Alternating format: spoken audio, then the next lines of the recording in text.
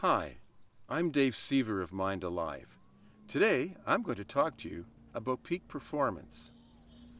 Most people think of peak performance as something an elite athlete would engage in prior to a sporting event.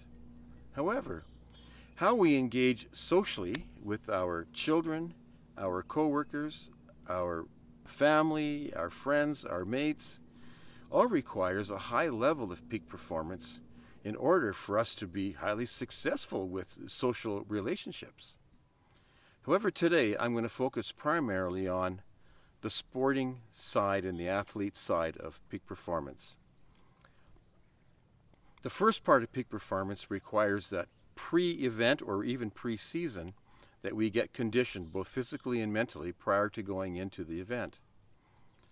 On the physical side, it has been shown that if we run entrainment with a sensory motor rhythm frequency or SMR frequency, that an athlete can train harder, longer, and better and be more relaxed at the end of it all.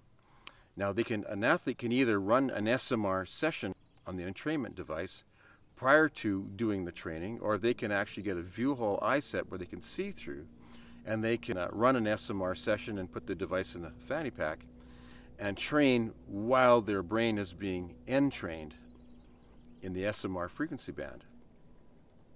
Now, on the mental conditioning side of an athlete getting prepared for an event, there is what we call an X-ray process. Now, the X-ray process we use with our skill development protocol. And the skill development protocol has an alpha front end for about 12 minutes, and then it has a beta back end for another 12 minutes. And what an athlete would do during the alpha side, when it's kind of like a meditative state that they're going into, that's when they visualize the X-ray process, and X-ray, E-X-R-A-Y. So this is when they think of an exceptional event, so EX, exceptional event, where they performed extremely well and they were very proud of themselves. And they visualize it with all aspects of experience. They see it, they feel it, they sense it, they smell it, they taste it, and they also really relive the emotional side to that successful event.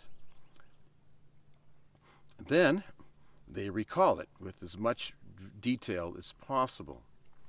Then they apply it and visualize all these feelings and emotions and such into the new event. And then they say yes as they see themselves succeeding and being a success in the new event. On the other side, as we get closer towards the actual event occurring, there's the other side of things as well that we must do to help keep ourself very level and so on. And this has to do with a performance cycle. So we need to maintain a positive performance cycle.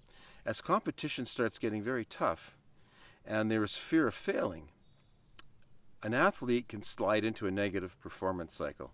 So we have a mood booster protocol. And the mood booster protocol stimulates the left frontal area where positive emotions reside, and it downplays the right frontal lobe where negative emotions such as fear arise. So it takes fear down and brings up a positivity or a sense of positiveness in the left frontal lobe.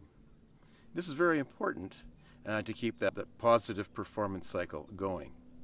Now, just as the event is approaching, a lot of athletes start to struggle with anxiety and insomnia.